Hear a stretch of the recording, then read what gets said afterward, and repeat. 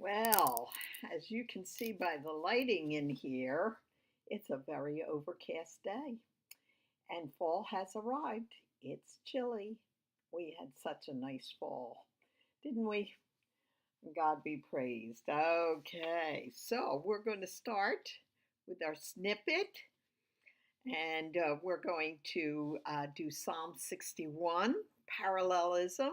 Remember, parallelism. That's when there are two lines. The first line gives a statement, and the second line repeats it with different words, synonyms, most of the time. Now, remember, this doesn't always happen. It happens in about 1/3 of your verses in the Psalms, but it also happens in other books beside the Psalms. You know, much of our Bible is poetry. The prophets write in poetry. Um, Lamentations is a whole long poem. Proverbs is written poetically. And Job and the prophecies, even in Genesis and other parts of the Old Testament, are almost always written in poetry. So a lot of that is parallelism, not all. Like I said, about a third of it is in parallel form. So that's why I'm trying to train you so that you start really paying attention to what the psalm is saying by the way it's written, because the way it's written has a lot to do with its interpretation. So in Psalm 61, we have verses 1, 3, and 4. The two, it doesn't, it's not in parallel form, but these verses are. So let's look at it. And as you can see, I didn't put a division between so that you'll have to work at where things are parallel.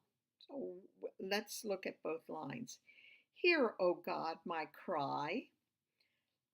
Listen to my prayer. Okay, well, this is kind of easy, isn't it? Because hear and listen are parallel, aren't they? And they're synonymous, yes. But there's no "oh God" in the second line, is there? What do we call that? Do you remember the word we used? The real simple word, a three-letter word. It was gap. Something is left out is called a gap. In "oh God" is left out of the second line, but then it continues. He says in the first line, my cry, and then to my prayer. My cry and my prayer go together. Oftentimes, the word cry is used for prayer. We're going to see that next week in our next, well, it might not even be next week, in our next lesson, which will be our last lesson. So I might get to that on Thursday or Friday.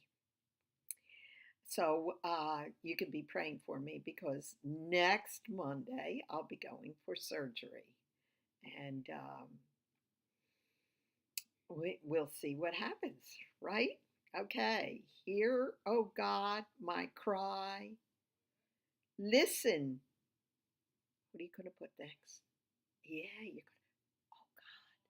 Yeah, I'd whisper, but still say it in your mind because that's what is supposed to be there. But he's left it out purposefully, forcing you to go back to the first line because he wants you to slow down with the Psalms. He wants you to think about how the first line coexists with the second line, matches the second line. What words is he using in the first line that work with the words in the second line?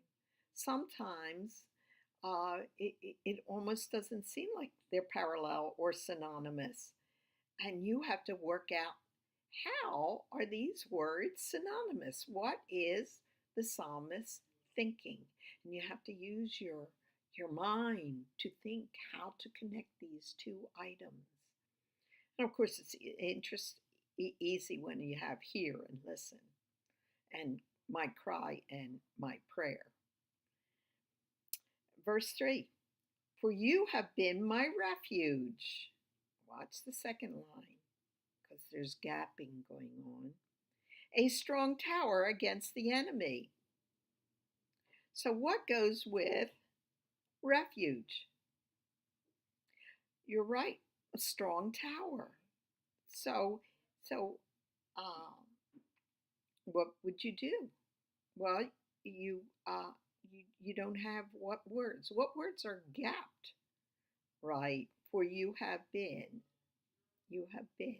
So, uh, you you would leave that blank right underneath and put strong tower right under my refuge, because refuge and strong tower go together. Now, what's he thinking? Well, a refuge could be almost anything, but a strong tower makes you picture a tower made out of stone or strong material that you can go up steps in order to get away from the enemy, and the strong tower protects you against the enemy's arrows and spears and in anything that he has to attack you with. So God is a refuge in that he's a strong tower, a place for you to run. So, for you have been my refuge. So you would take the first part of that and put it, in your mind for the first part of the second line. For you have been a strong tower. And then it goes on in the second line, against the enemy. So, now you have to look at the top line. Is there anything that goes with against the enemy? No. So there's a gap at the end of the first line, isn't there? So if you were to read it with the gaps filled in, and I'm going to fill in the gaps by whispering them, because that will show you that they're missing, but they're not to be missing in your mind as you read this. For you have been my refuge against the enemy. Okay, against the enemy, in case you couldn't hear it the first time. And then, for you have been a strong tower against the enemy. Got it? With all the gaps? Okay, line 4. Now remember, we're going to be going through this next year too.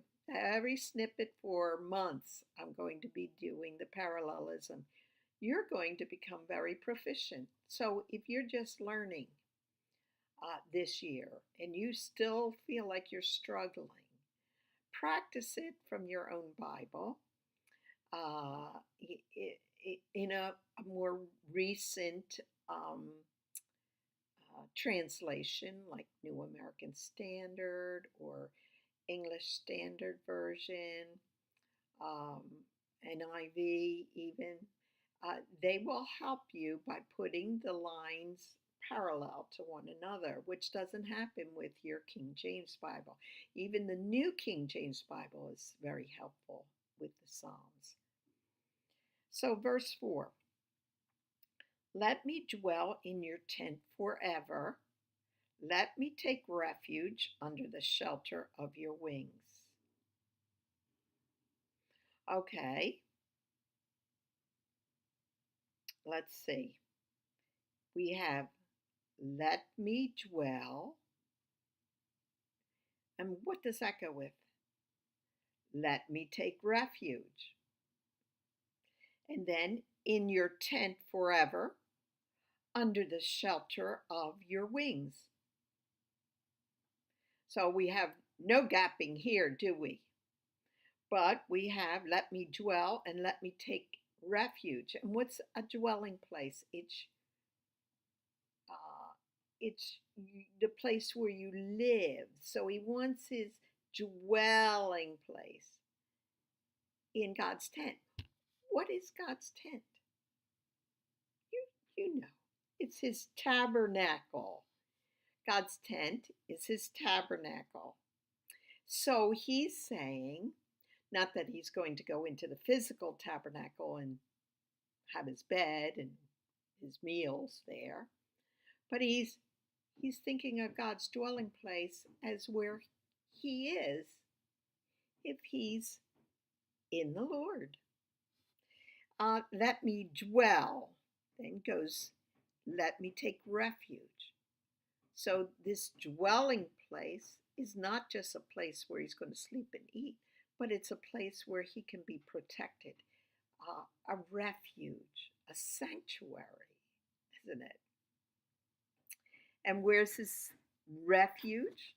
Under the shelter of your wings. So often in the scriptures, God is, it's not personification, but it's in that the bird and his wings have human qualities, you might say. And it, you know, a bird and its little chicks underneath its wings are protected. A bird does that. So that's the way we're supposed to picture this. We're supposed to picture ourselves like a little chick. He wants us to picture. Hebrew is filled with pictures. And that's what you need to be doing throughout all this. You're to picture a strong tower as a refuge, the tabernacle as a place of refuge again, because he uses that word refuge a second time there, and a place where you can be a chick under the wings of God, protected from the outer elements. God takes all the brunt of all of nature and of cosmic forces that are the enemy that's coming against us. They have to get through God's wings, his protective wings. So do you see how it forces you to think about what the psalm is saying? Okay, so we did Psalm 61 parallelism, and now we're going to go to Luke, and we're on the next to the last lesson. We are going to be reading Luke 23:13 to 25. And I don't often remember to tell you that. Most of you have papers. If you don't have the worksheets and you'd like to receive the worksheets, just write to me. My address, my email address is Barbara Arnold, all one word, BARBARAARNOLD,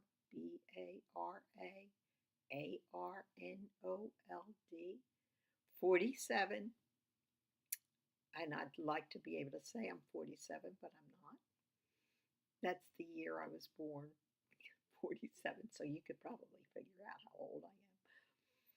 47 at gmail.com. So write to me, and in the subject line, would you write the word keys? And then I'll know that you are not somebody that's trying to sell something to me or get my information from me. So write keys, because my ministry is Keys to Dynamic Bible Study.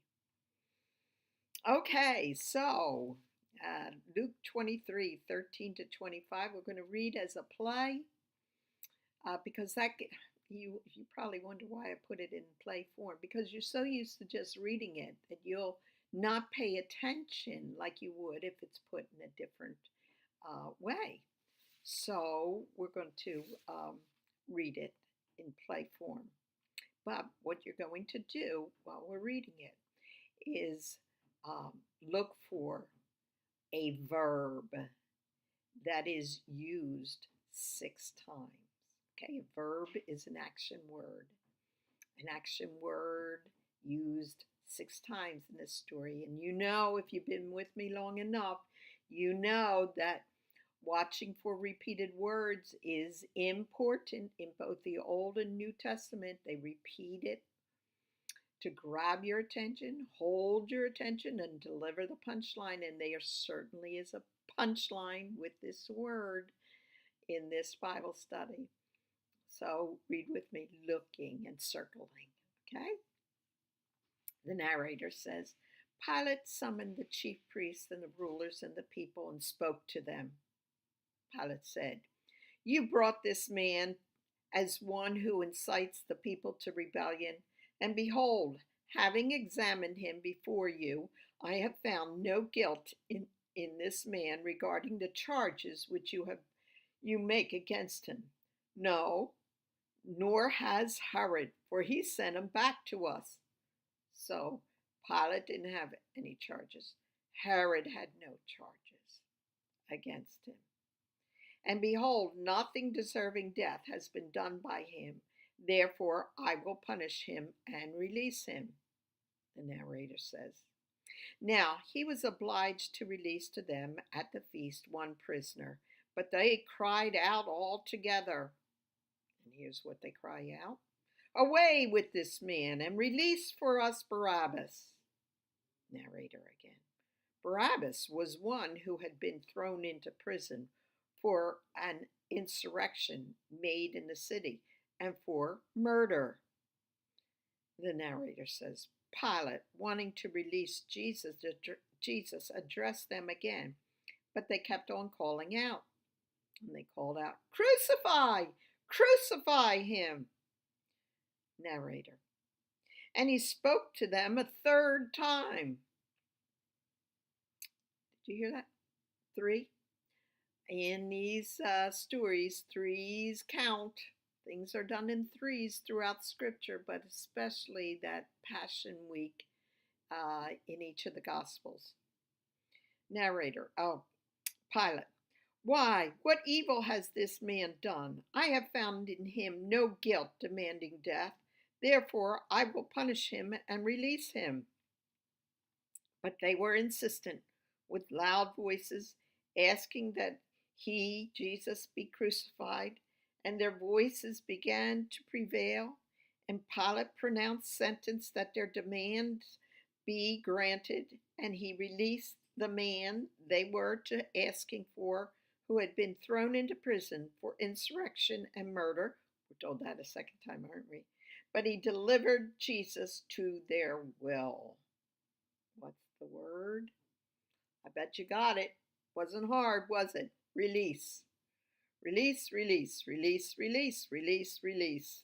6 times the word release. So go circle them, and then let's go on. Well, in each of the Gospels, the Synoptic Gospels, and by that I mean Matthew, Mark, and Luke, because they're so synonymous. In each of these 3 Gospels, we have this story, and in each of them, the word release is used often.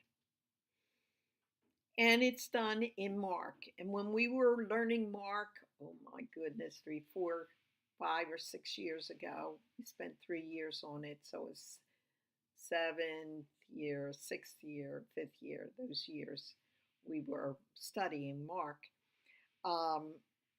We saw why Mark used release. And he used release, now I want you to take your Bible,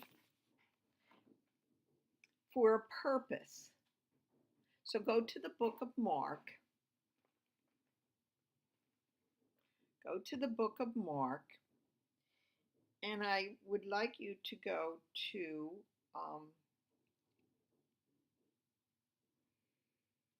I have it here someplace.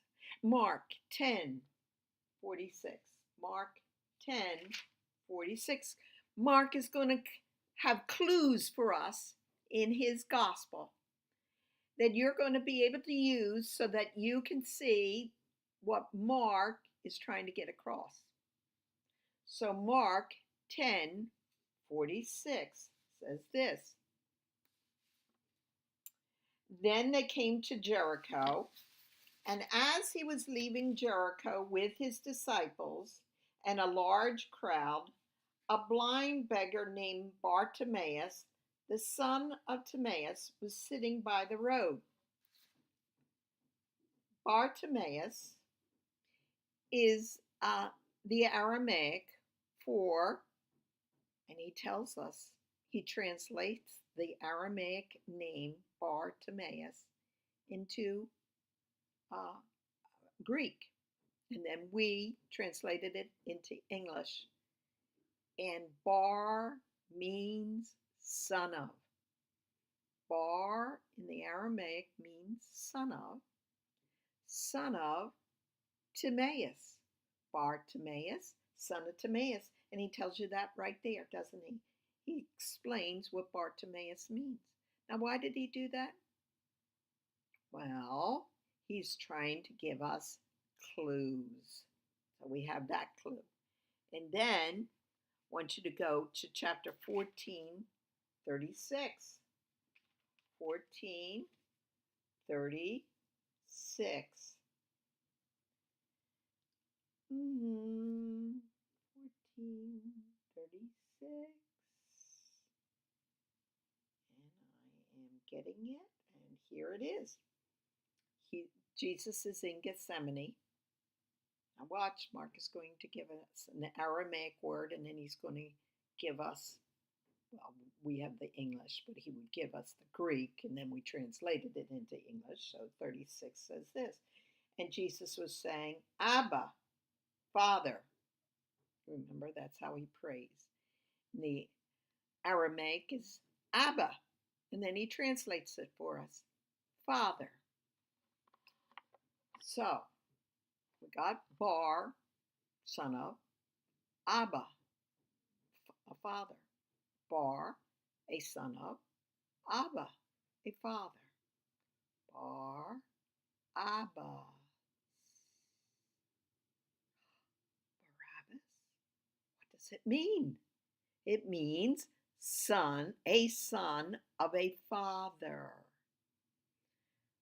So what's he trying to get across to us with the word release? They were willing to release a son of a father, but not the son of the Father, Jesus. You get it? It's a pun. It's a little mystery. And the only way you get it is if you're reading it carefully, right? Or if a teacher tells you. I had a teacher telling me. Barabbas means a son of a father, and he was released, but they weren't willing to release the son of the Father, Jesus. Now, Luke might think that maybe you know what Barabbas means, but he hasn't given you any clues. So I don't think that that's the main reason why Luke has the word release repeated. So if you have your paper, you will see that next to the story here, the play, we have from Luke 4, the quotation from Isaiah. Do you remember that quotation? Let's go to Luke. Well, you don't have to. I have to, because I wrote it down for you and didn't write it down for myself. So I have to go to Luke chapter 4. And remember the story, from almost 3 years ago, because that's when we started Luke. We learned that the first message recorded in Luke, not his first message, but the first message recorded in Luke, is in Luke 4. He had been preaching, and Luke tells us that. But then he comes to Nazareth, his own hometown. And remember, in Nazareth, they rejected him. In the end, they tried to push him off the cliff and kill him. Right from the beginning of his ministry, people were trying to kill Jesus. They were not happy. But one of the things he did that they were not happy with was he quoted, well, what he did was he receive the scrolls. He's in the synagogue. The people are all excited. They want to see him do miracles. But of course, he's a rabbi, so he's got to have his message. So they wait patiently so he can get through his message. And then they really want him to show the miracles. But in the message, he unrolls the scroll of Isaiah and takes two different um, verses and puts them together. Do you remember that? They're from Isaiah, and um, let's read Isaiah then from Luke 4, and it's in verse 18.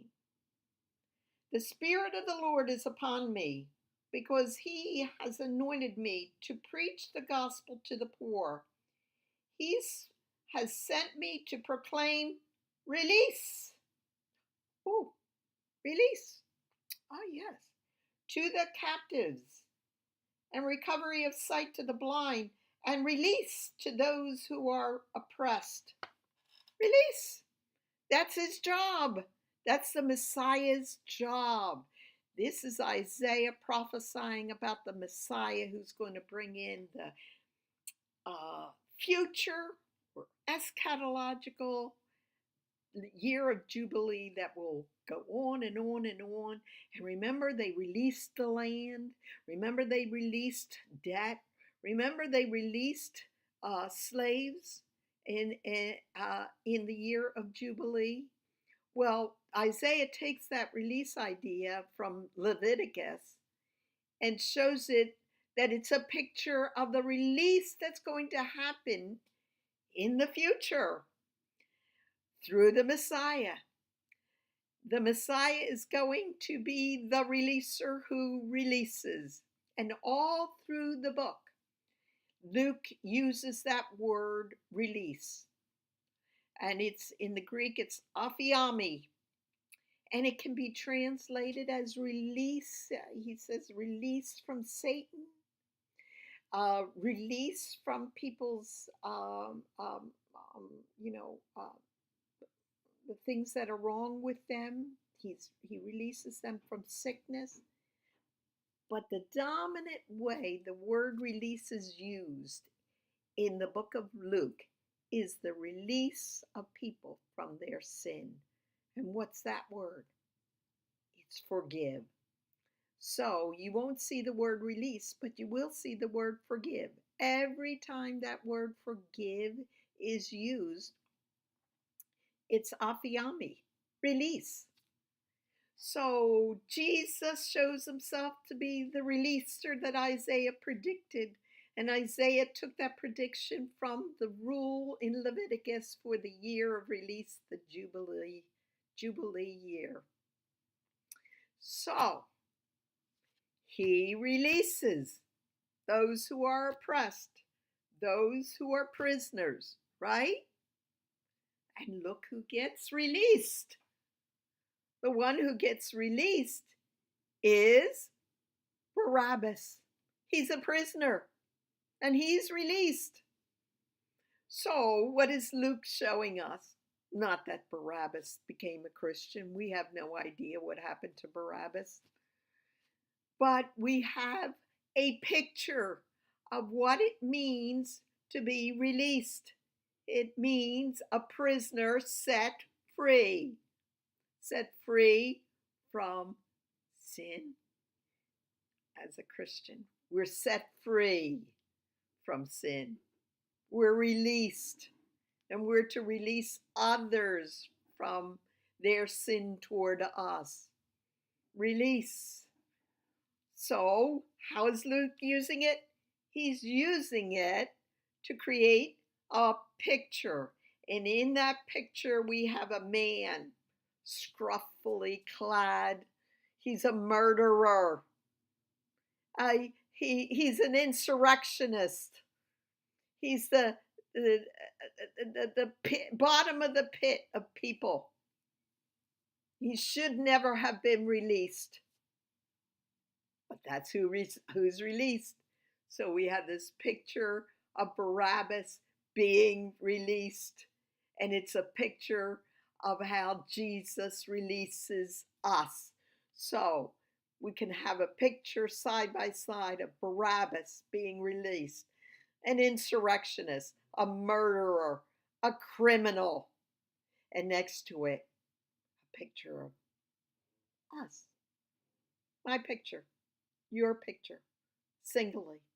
Put a picture next to Barabbas, picture of yourself, because you have been released, forgiven, released from the penalty of sin. Isn't that wonderful?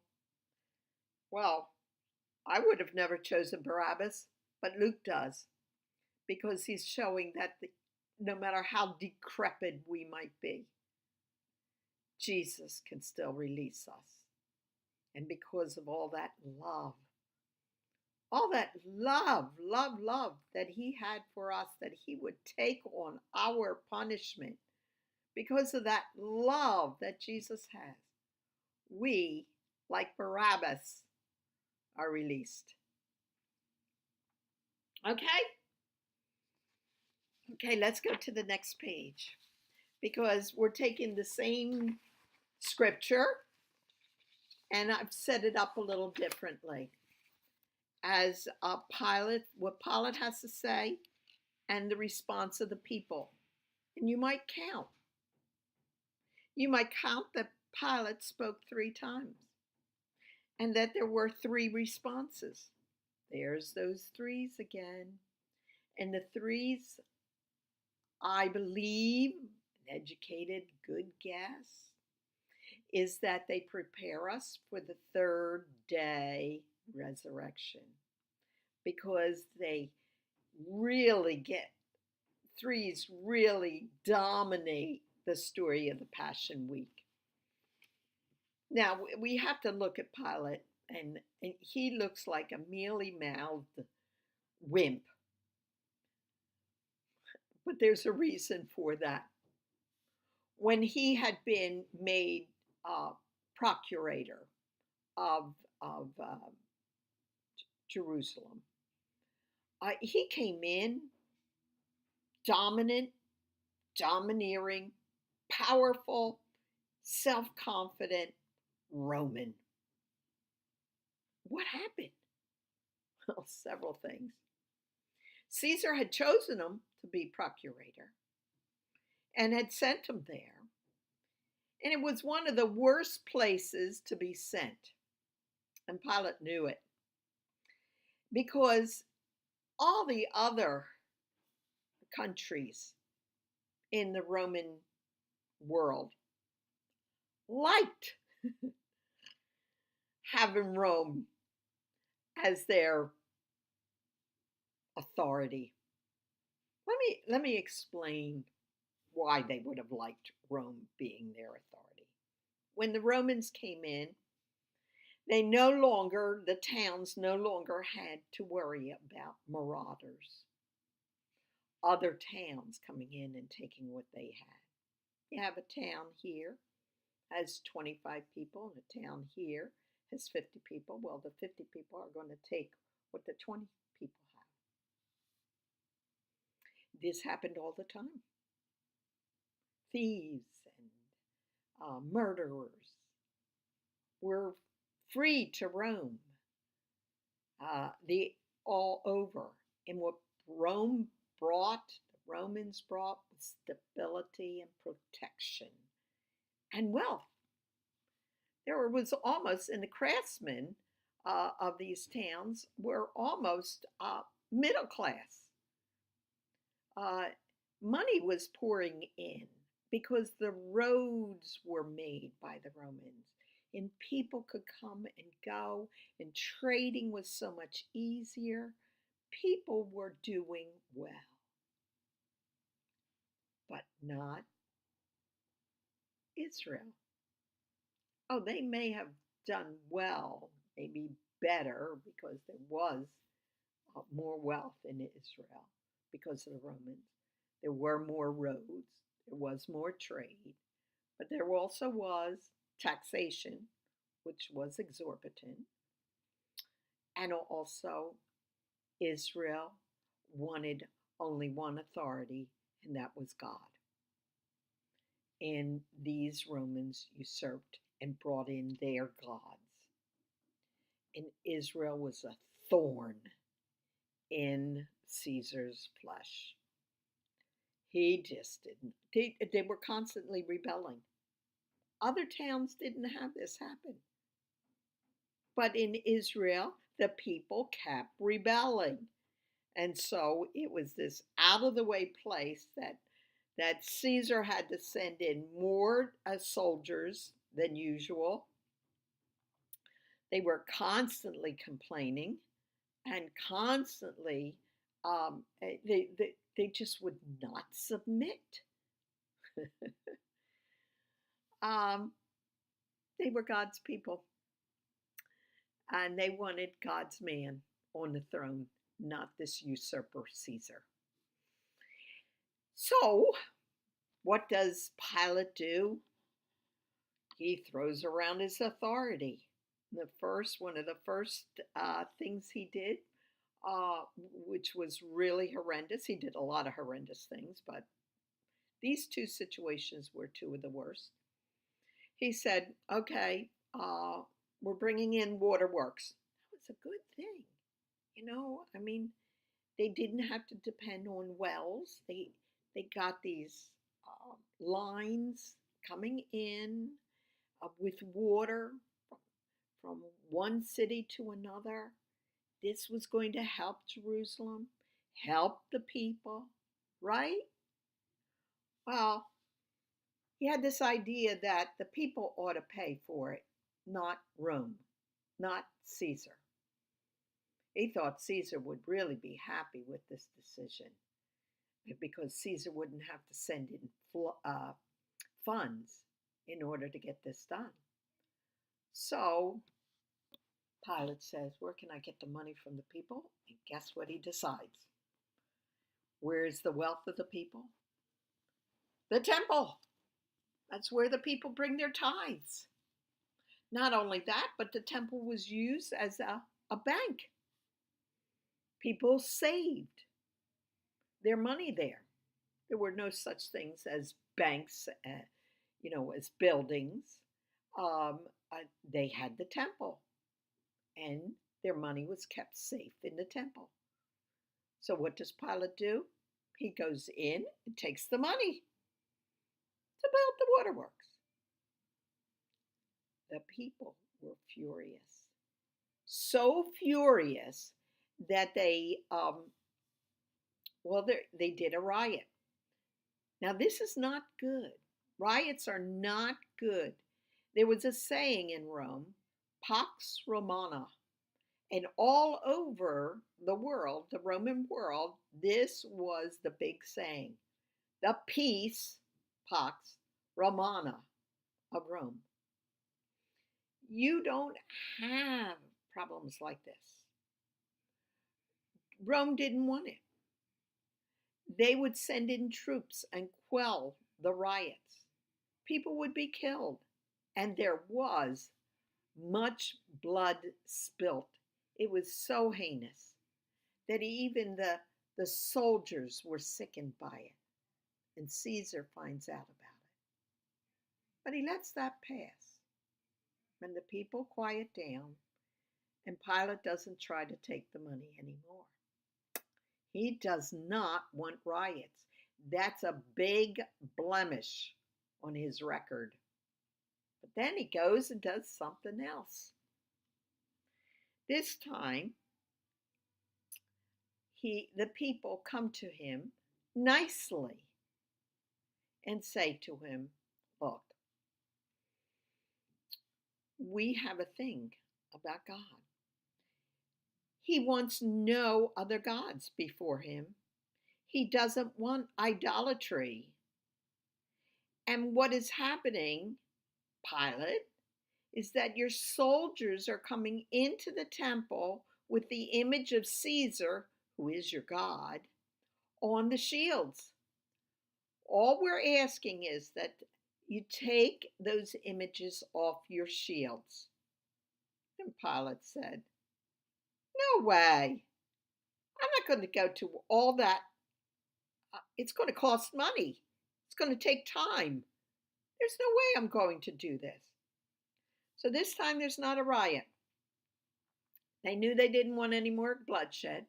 So they sent a delegation to Rome itself. Now, this was a scary thing because if Caesar did not like what they had to say, he could just say, off with their heads, or something like that. He didn't have to listen to them. He could get very angry. And of course, he knows about the riots and the unstable situation in Israel. He could have turned and said no, but he didn't. For some reason, he was on the side of the Jewish delegation, and he sent back a message to Pilate saying, get the shields without my picture on it. Don't desecrate their temple. He didn't want a major problem. And he wanted, so then it wasn't just that. Pilate was humiliated. He was in, he was, had to make this turnaround when he had just said to them, you're not, da da da da da. And now he had to back off, turn around, and do what Caesar says, which was what they said. Do you know how much influence he lost? He looked like a puppet because now he's scared of Caesar, because he sees that the people will go to Caesar with their problems. And he's already in bad, it's just Caesar's already against him. And in fact, several years later, Caesar calls him out of Israel, and he goes back in infamy. He is just nobody when he returns back to Rome. Do you see why he's kind of mealy-mouthed in all of this? He wants his way, but he can't move the people can't tell the people anymore because they're going to go and tell Rome, look, he wanted to release someone who called himself the King of the Jews, someone trying to usurp your authority, Caesar. Oh my goodness. So Pilate is left, he's got his hands tied behind his back. And all he can do is plead, not tell them. And so when we read this, have this in mind. We have Pilate saying something and then the response. Pilate saying something and then the response. Pilate saying something and then the response. So I want you to read this on your own. So what you're going to do is put this on pause, read through it to see the how the people are responding and how Pilate is responding to the people, not as this tough guy who came in thinking he was in authority, but as a mealy-mouthed puppet of the people, almost. So go ahead and read it and then come back. Okay. Do you remember what we talked about when Pilate came to the conclusion? Remember, Pilate came to the conclusion that Jesus was not an insurrectionist.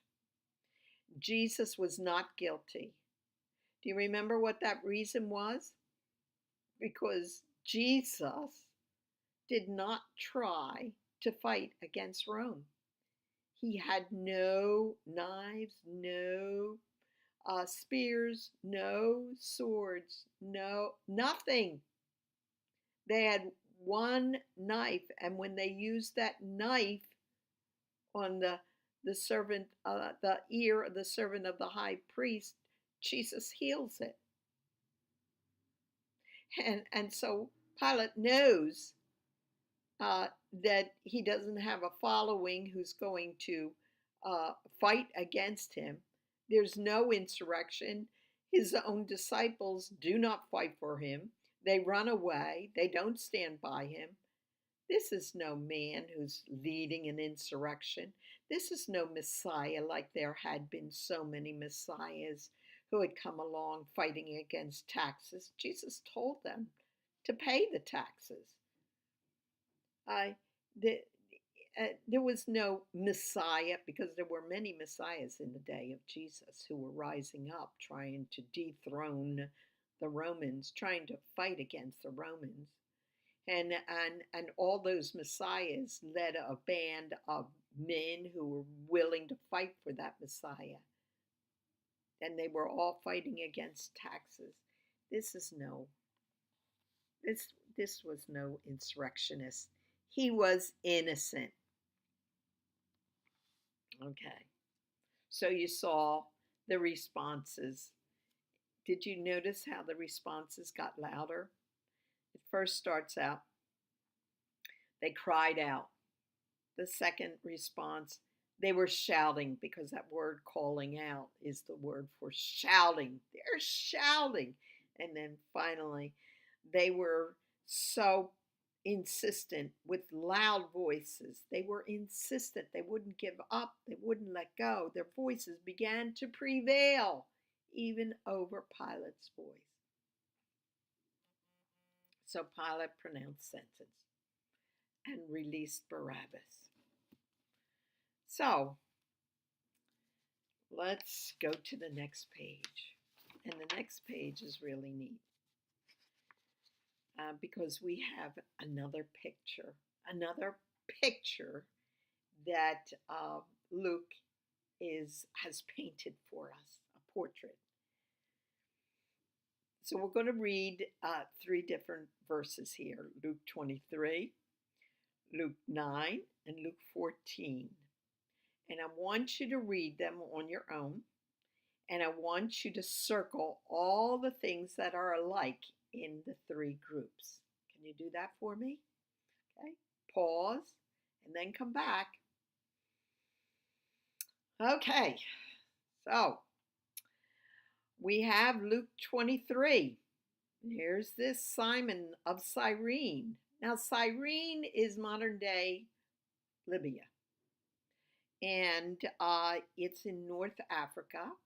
And there was a Jewish civilization. There was a group of Jews, a very large population of Jews in that country. And of course, many of those Jews would come to Jerusalem for the Passover. Maybe not every year, but as often as they could, and if they were rich enough. So one of them is Simon of Cyrene. And when we go to the book of Acts, we find out that there were many people from Cyrene who became Christians and stayed in Israel. But I'm sure many went back and brought the gospel back to their own towns in Cyrene. And he's coming from the country. It's early in the morning. It's before 9 o'clock. So he's probably staying with friends and relatives or relatives in a nearby town. Started walking to Jerusalem to get to morning worship. Remember, morning prayer at 9 a.m.